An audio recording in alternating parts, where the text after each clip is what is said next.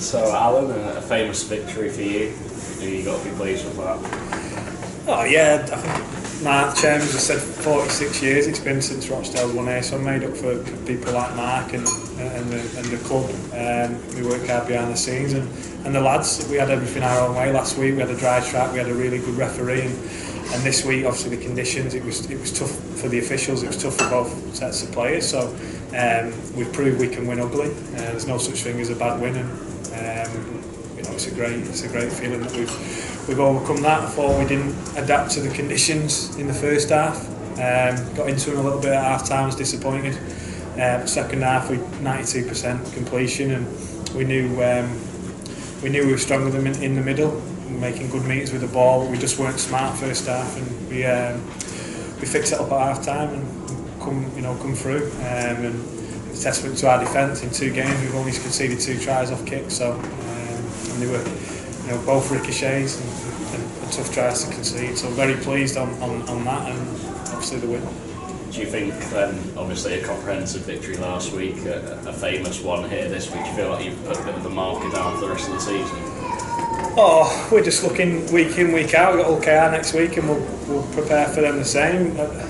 All I heard last week was how bad Dewsbury were, and then all I heard this week was how bad Dewsbury were and how Bradford should win this game and have pinpointed this game from the promotion team. So the team talks, people are doing it for us. I thought it was a bit disrespectful because we were really good last week, and I'm sure it'll be how bad Bradford were today and how bad the conditions were. But if that's the case, then we'll keep rolling on. If teams want to underestimate us and not take us seriously, then we're going to keep chalking up the wins. Obviously, the conditions meant it wasn't a game where people could stand out too much, but was there any one of your players that sort of impressed you? Well, I think the back three were really good because they didn't make any errors, and Bradford's back three did. I thought Miles, Rob and Chris, and they got in and got us on the front foot. And then, our pack were pretty dominant, even in the first half. I think it was 8-2 penalty count at one stage, so obviously we didn't have much possession. I think it finished at 8-4 in the second half. So, when you've not got that amount of ball, and you're going to have to do a lot of defending, which we did. So yeah, look, 2 a man, 1 to 17. Everyone had a dig today, and even at half time, as poor as we'd been, and as we weren't very smart, the effort was still there. Still proud of the effort. We just said, don't come here and go through all this and not go on with a win. Do you feel then that was the difference? Obviously, there was going to be handling errors, given there was sort of more snow than grass on the pitch, but yeah, look, it didn't suit us. Not at all. We like playing on a dry track and moving the ball around, but we just felt that we were stronger than them in the middle. We had some kids in there, and we thought, if it did lend to a forwards game, we'd be able to dominate them.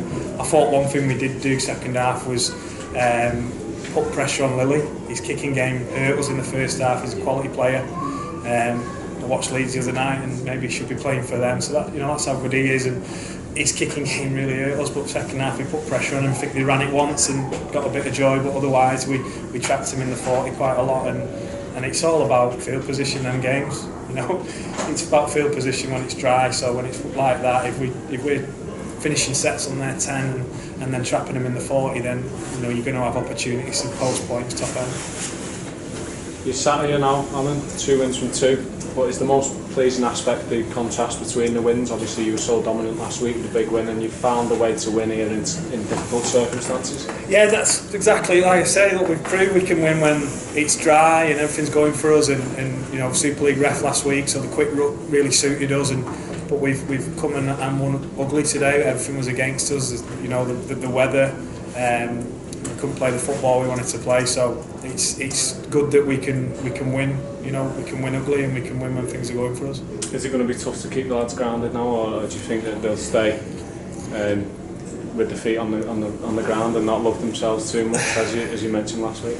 Look, the young bunch. They were very giddy on Tuesday night last week. I'm sure it'll be the same next week, but let's be confident and let's enjoy the win today. And we have a 48-hour rule, and after Tuesday's review, we'll move on to Hull KR, and it's a big game, and it's a top of the table clash. So who would have thought we'd be saying that after 2 rounds? And if Toulouse win, I think there's only us, Toulouse and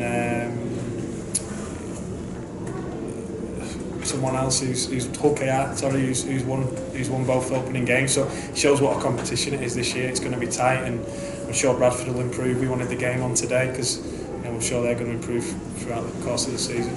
And just a quick assessment on injuries. Is everyone pulling up all right in the just after the game? Yeah, Joe wiped out Morsey, so he needs a couple of stitches, but he'll be right. It wasn't a concussion, he was fine, doctors seen him. Chris Riley got a dead leg, and Samir just got a chop on his knee late in the second half, but I can't see it being an issue next week.